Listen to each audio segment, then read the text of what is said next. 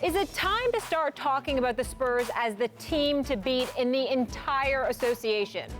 I think it's time to start asking yourself that question, whether or not they are, because I can tell you this much. The Cleveland Cavaliers don't want to face the Spurs. Because as LeBron James pointed out, they were a well-oiled machine, and that's not the kind of team that you can make mistakes against. Again, we're talking about finals here, not Eastern Conference.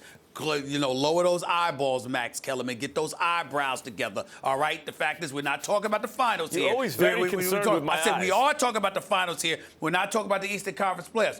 The San Antonio Spurs are not a team to be ignored. It ain't just because of Kawhi being a bona fide, legitimate league MVP candidate himself. It's not just because he's the modern-day version of Joe Dumars to LeBron's Jordan, because he can cause those kind of problems for LeBron, even though LeBron is going to always get his.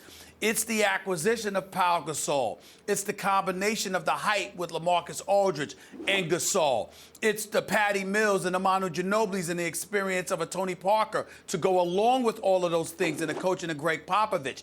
It's their ability to schematically dictate pace. And when you take all those things into consideration and you combine it with the fact that you can't afford to make mistakes against them, the operative word is discipline. You have to have it in order to beat this team. Houston is another team to be reckoned with. We'll talk about them a little bit later on in the show.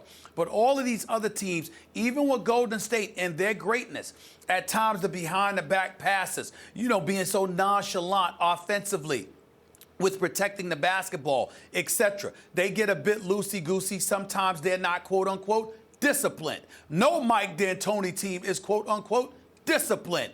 And Cleveland at times seems to be inconsistent when it comes to its discipline.